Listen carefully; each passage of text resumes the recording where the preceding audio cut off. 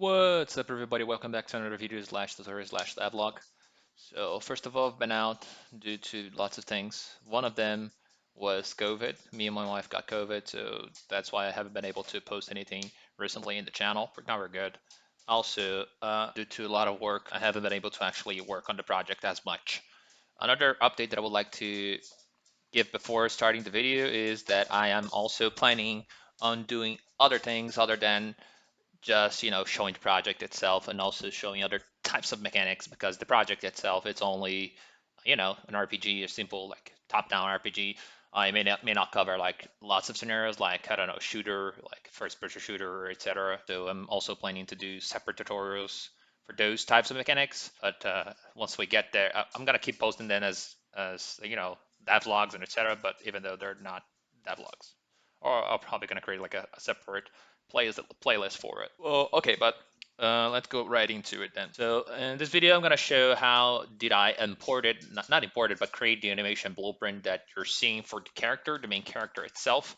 The procedure is pretty much similar to any other types of animation blueprints that you may need to create for AI and etc. So basically, the final result, it's gonna be something like this. If he has like he can walk, he can jump, or he can dodge, he can jump, etc.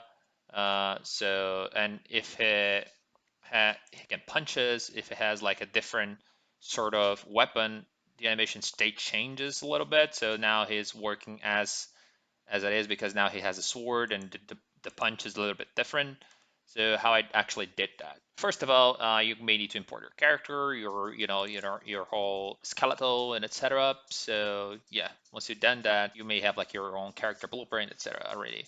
So first of all, you may need to create like an animation blueprint, and you may need to create this way. Otherwise, I'm gonna show you in C++, but you firstly need to create this way to later edit the class hierarchy to point to your C++ class, because if you create directly from C++, it may not work properly.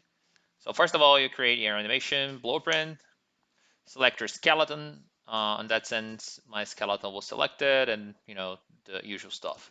You may have like a file like this. Once you have that, you should be good to start. Lots of people, once they are here, basically they do, the whole animation and code stuff into blueprints, because they might not know how to do that in C++. The anim graph, I mean, it's not going to change. You're not going to do that in C++. I mean, why would you? It's pretty simple to do that into blueprints anyway, and the state machines is pretty simple to do in blueprints as well. Why complicated that? So once you have that, you to move your whole code and your whole like heavy stuff, which is basically everything that's running into some sort of tick, to your C++ class for better performance. You go to C++ classes. In my case, I store that inside a character playable, and you can see that there is this animation instance, but the main class, if you want to create that, is the class itself is AnimInstance. So you may create this one based on you. In my case, I have my own already, so which is this one. And once you have your headers, you should be good to go. So basically, uh, once you have the file itself, you can go to your animation blueprint again. You can go to class defaults, class settings, and in the parent class, you can change the main class. You're probably gonna have like animation instance here. You change for your own class. In my case, is the festival animation instance. Once you've done that, everything that you do in C++ is going to be reflected here, and you can access here if you wanted to, as well as any other regular blueprint class or any other regular C++ class. This node itself into blueprint, you can substitute that by this native update animation. Basically, that's the equivalent of it to C++. The initialize animation is something like a begin play of the animation, so it runs only at the start. And the other one, and this is pretty much what you do, like this node itself here. You can see that it has also the delta seconds here. So you can override that if you wanted to create a constructor as well. And as you can see, I have different states, and everything is controlled based on that variable called weapon being used. So that's an enum. So I created this enum inside of a folder, inside of a class, like inside of the project header file. I create this enum called weapon type, which basically allows me to have different types of weapon, which is one of them is none, sword, dual blade, and etc. So this enum is basically for me to control later on. So once I set different weapon, I may set this variable inside of my character called like, okay, now you're using a sword, now you're not using any weapon, now you're using like a dual blade or a bow or something like, the style of the animation that I want to control it. So I create this variable called e weapon being used. That's visible anywhere, and it's only readable through a blueprint, so you cannot set it. You can read it if you will. As you can see, I can call this weapon being used. I can get that, but I cannot set it. That's due to this one. And the category is animation properties, as I set it here. I do also have this player reference, which is basically that try get pawn owner they usually have on, if you go to blueprints, usually you're gonna do something like try get pawn owner. You're probably gonna cast that, you know, and do your whole stuff. But I'm trying to avoid cast on every tech or something because that tends to be pretty heavy. So I'm gonna show why I do have this variable right here later on. Also, I do have the speed variable if the character is alive, if it's in air, which is basically if it's jumping, if it's casting its skill. And I also do have these do ones variable, but anyway. The most important ones are the two overrides that I did, which is basically the begin play and the native update animation, which is basically this blueprint update animation node. And also this update animation properties function here. So if you go to the begin play, basically what I do in the begin play is, okay, call the super, and then just grab the player reference and set it to trying to cast, basically doing that only once. Try and get ball owner, he casts to the player to the main player, and instead of doing that on every tick, I do that only once and store that into a variable called player reference. That's what I do in the begin play. And on the date of the update animation, basically what I do is I call super again and I validate if the player reference is valid, then I do call the animation property update. So it basically updates all the variables with that function, like this weapon being used, and if the player is in error, if it's casting a skill, basically it does that all the time. Otherwise, he's gonna try to find another valid player into the level, and then if it finds it, it's gonna try to cast it and then update the animation properties. Why I did that, it's because sometimes I see that if I'm trying to play around with multiplayer, it may have like a server instance of it and then a client instance of it. So that's why I do that. But it's not really necessary for that type of game. It's just because I was playing with multiplayer recently. But anyways. So this should work pretty much. Okay, and what this function itself actually does it, as you can see, this isn't doing nothing but, trying to see if there is like a valid player and then call this function. And basically what it's doing is okay, speed is doing nothing but getting the player reference, call a function called get velocity, which is like a function inside of the pawn, and get the size of that and save that as a speed. So if you would do something like try get pawn owner get velocity. So you would crawl like something like vector length or something like that, and that would be your receiver of the speed. On C++, you can just call it size, or you can call the Ukism math library and call this helper to get the speed itself. You would do something like this for blueprints. That is what you do in C++. That's how you get it. The use and error is simple as well. So I basically grab the player, grab the get movement component, and I check if it's falling. So if it's not falling, that means, well, it's in the floor. But if it's falling, that means it's in the air. It's alive, basically it's calling this function isPlayerAlive, which is a function that I create inside of my character itself. It's just returning a bool called isAlive, and that bool is changed based on the gameplay ability system attribute changes that I do under the health. So if you want to check it out how I do manage the whole gameplay ability system, there's a video in the description below as well. And the weapon being used is also just getting the current weapon type inside of the character. which is basically returning this weapon being used, which is basically, let me just check it, do I change that? There we go. So once I initially that in the begin play, so I set that to none. That's not even the begin play. That's actually the constructor. I set that to none because the player starts with nothing into its hands. But then once I update my inventory component, I basically check if the player has something equipped and what's the type of the item that it's equipped, and then I change that variable inside of the inventory component, basically. Okay, so that's pretty much what it's doing. In the same way, I do have these other functions called reset attack and do once, and just, there's nothing in it here. This is basically to create the function called do once, which we have into blueprints, but if I wanted to call it, that's how I would do it, but I'm not even using that right now. The reset can attack is just, resetting the variable called if the player can dodge, which is basically this B can dodge. So that's only allowing me to later, either allow the player to do that dodging. If you want to know how I did the dodge skill, there's also a video in the description below. So that's basically allowing me to reset it. And I think that's pretty much what I had inside of this class. So, okay, a bunch of properties that I'm going to use for my animations, and I'm updating that through C++. So as you can see, there's nothing in it and everything is updating properly. But how do I create the whole state machine itself and the whole Gigma row? So if you see now, I do have like a couple state machine here, and you can create one basically like state machine,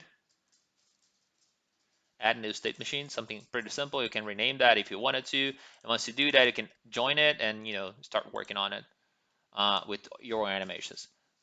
I did that basically, and then I cached those so I'm going to explain like why I cached those, but basically those are the state machines that I have right now. So I do have like the sword and shield, dual blade, the basic, the bow and arrow, the mage stage of it, and etc. So okay, but let's just go back to the basics.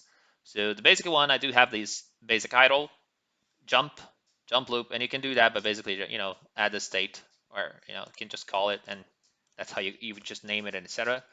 But inside of each one of those, oops, let me just turn that on that back on. Once you do that, you have those conditions to jump between states. This basic idle is nothing but a blend space. So if you open that blend space itself, you can see that there is like a few animations, and there's a couple properties, and I think there's only speed, the property that I have it. Let me just go, there we go. I do have this property that I named speed. The initial value is 0, and the maximum one is 600, and I divide that into 6 stages. So basically, if its speed is 0, the character is going to be, just idling. If it's up to 100, he's going to be walking, but, pretty slowly. And if it's 300, he's going to be running. And if it's 600, it's going to be running pretty fast, basically. And to create one of those, let me just jump back to the asset. To create one of those is pretty simple. You can just create an animation, blend space. In my case, it's just a regular blend space 1D. And if you open that up, you can just, create your axis and start drag and drop your animations.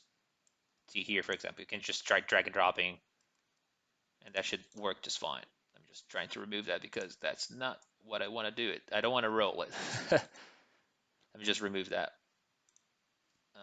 Delete. Press home. There we go. Okay, so you can just drag and drop your animations, set your parameter and the values itself that it's going to accept it. And then to drag and drop that here, you can just go to the asset browser, look for a bow idle in my case, and in that case it's going to be the basic idle, but I'm just showing you like how you can do it.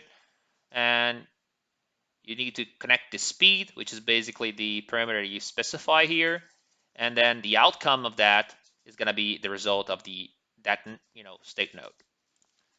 So basically what I did, I just grabbed the speed, grabbed the basic idle to here. The speed, I call that variable that I specify into C++ by calling get speed, and then I connect the node. So that's basically the idle. So once I change the speed, the character should start moving around.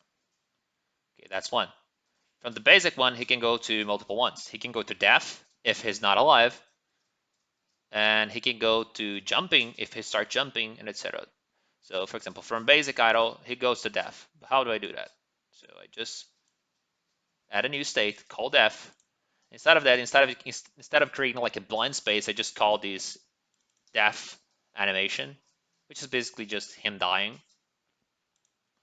And I just, be sure to not marking that as a loop animation. If that's the case, it's gonna be, playing dying over and over again instead of just playing once. You can also control like how fast the animation is gonna play, which for me it's okay playing into the initial one. But basically, once he goes to that state, he needs to go to a condition, and this condition is if the player is not alive. So if he's not alive, he's gonna be dead. So that's the condition to go to this, from this to this. So if this variable, if the player is alive, this is gonna be false, and by that by that being false, it's never gonna trigger the def animation or the def state itself. So he's gonna stay on idle. So what's the other condition that he can do? He can go. Well, he can jump, and to go to jump, he needs to be in the air. So basically, we call that variable is in the air, which is basically all those variables like is alive, is in air. So we call that variable, and if he's in air, he's jumping. So he's gonna call this start jumping, which is basically this animation so he can start jumping. And the whole jump is handled by Dunryu itself by the function called jump. So you call the function jump, he's going to be in the air. By being in the air, he's going to call this animation, basically. And the jump loop is basically what that jump loop is going to play is this, idle animation while he's in the air.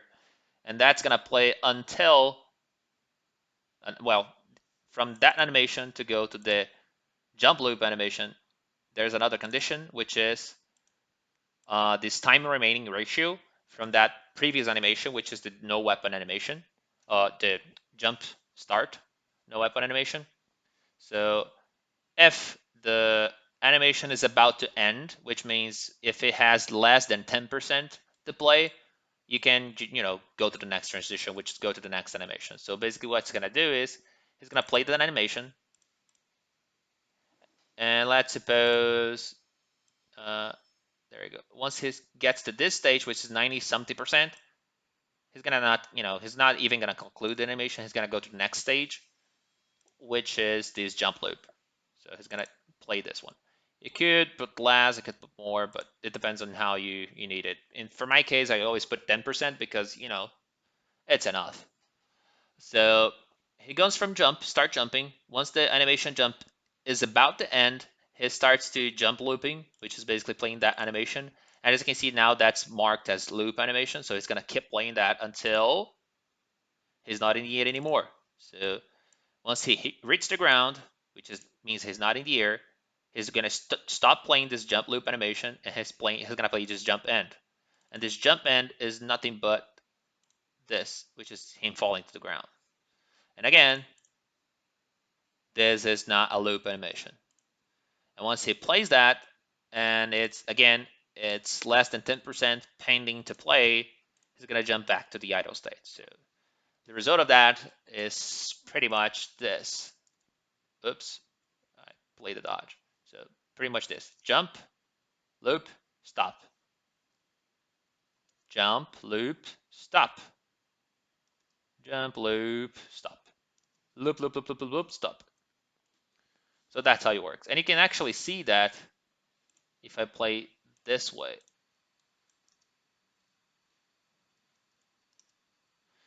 There we go. Now I can see it. So as you can see now, and remove the AI because it was pretty annoying. So as you can see now, let me just try to book that to the place because I don't have two monitors. But as you can see now, as he moves, the animation blueprint is updated. And as he jumps it, he's gonna go from jump. Oops, that's the dodge, sorry. Once he jumps it, he's gonna jump loop, jump in, basic back to idle. So jump, once it's less than 10%, jump loop. Once he's in the ground, plays the jump end, less than 10%, go back to D. And that's pretty much how you would do it. And now if he wants to die, let me just die. gonna go to def. Oh, it's because they destroyed the player. Dang it. But as you saw, you can see that he started playing the def animation, but I actually destroyed the player before doing so. And that's pretty much how you would do it. And that's the basic. And as you can see, you also have the archer, which is pretty much the same state loop, but different animations. So now the bow idle, and I need to hold the shift to simulate that, is a different sort of animation. As you can see now, he's looking like he's holding the bow and an arrow. So it's the same thing, but you know, with an arrow, bow and arrow. The mage one is like his holding like a wand or something, but pretty much the same thing as well. And well, that's pretty much how I did it. But to blend those poses, and remember, in order to play, there's a lot of the animation montage in place for those skills. So as you can see, skills may have like abilities, and the abilities, if you have, for example, potions, let me just open that up. You have like animation montages for each skill. For example, this potion, and as you can see, that they're always playing on this default slot.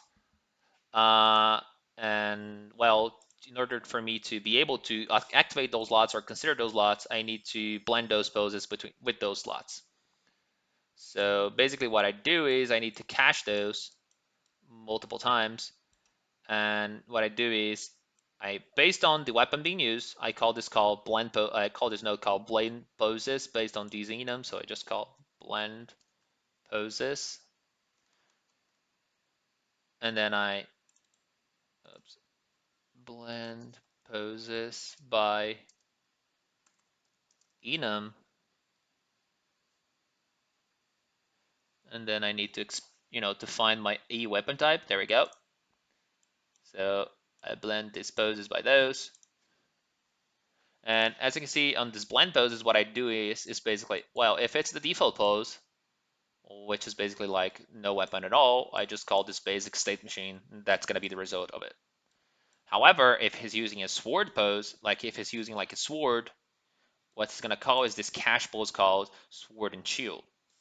And if you see that, Sword and Shield is nothing but state machine called Sword and Shield. It's just so I can call it these noding multiple times. I can, copy and paste multiple places later if I wanted, to reference those. It's like storing the state machine in a variable or something like that. Uh, and if it's an axe or blunt pose, I'm gonna call it dual blade. In the same way here, it's just because I don't have like a real state for axe or blunt just yet. But once I have it, I'm gonna probably create like a different state machine for it and just link here. The archery, which is basically the bow pose, it's gonna be this one. Shield pose is gonna be the same as sword and shield. As you can see, that's why I cached that. Otherwise, I could just grab this. I can't grab, copy, and paste it as the other one. So in order to pin that into two places, I need to cache that. So if it's a shield pose, I'm gonna use, if it has just a shield but not a sword, it's gonna be the same, posture and the same pose as the sword and shield. One is gonna be mage, and that's pretty much it. And based on that, I also cache that as a final pose. And to cache is pretty simple, just call cache. And you save cache pose, you can rename that to whatever you want it, and then you can reuse that by calling it by its name. Okay. And after saving that final pose, what I do then is I do need to output a pose because that's basically what's going to be considered for the animation blueprint. So basically what I do is, well, I'm going to do that in the future, at least for if it's casting a skill, I'm going to show like these pose instead of this one. But since I'm not casting any skill because I don't have any mage skill yet that requires like a upper body slot just yet, I'm gonna use the default slot. So basically what I do is I grab my cache, my final pose. I call this node called layered blend per bone. And if you go to the layer setup, you may need to edit like from where that animation is gonna start to play. So I'm probably gonna make a different video about it, but basically, if you wanted the animation to play only from the hip up, like from the hip upwards, you're probably gonna need to specify, like for example, like which the bone. So for example, if you go to show, where's the bone? Character, bones, bone names. So for example, there's a lot of bone names here. So let's suppose you want to play from the spine upwards. So you're probably going to need to grab spine under line 1 and put here, and basically the animation is only going to play from the spine upwards. But since the animation that I want to play for this is the whole animation montage, which is basically considered the whole, the whole body, and also doing like root motion component, etc., I'm going to consider the root as the base bone for it. So I just need to specify the root bone for it. But for this one, as you can see, I specify spine 1 because from this type of skill, for example, like fireball or etc., you may not want the player to, to stop to stop walking to do something, stop walking, or stop the player to do that. But if you want to do that, that's how you would do it. So you would just need to specify the bone. And after that, I call the same final pose and I cache that to my slot that I want to play it. And remember, for each one of those, at least for now, they're always playing onto the default slot. So you can see that they're always playing under this default slot. There's also the upper body that I created, but I can create multiple slots by just creating like clicking on new slot. But I'm playing basically every single one inside of the default slot. But you need to specify that here, and the blend pose, it's gonna be this way. So the final pose blends with this slot that you want to play the montage, and that's gonna be the result. And the result is nothing but whatever its outcome on the final pose. So that's how I specify the animation montage. So now if I play, for example, and I actually need to make that smaller so I can actually show that in place. As you can see, it's playing, and the final pose, it's always outputting the result. And the final pose is always going to be basic because I don't have any weapons now. But if I pick it up a sword, for example, now the swording shield, it's going to be my default pose. And as you can see, the character even changes. Let me just remove the character bones. Bones.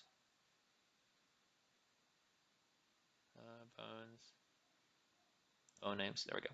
So as you can see now, the animation changed to swording shield because now he has a sword. I think that's pretty much it. It looks a little bit complicated, but it truly isn't. So it's just a bunch of state machines and that are using the variables that I do specify in C++.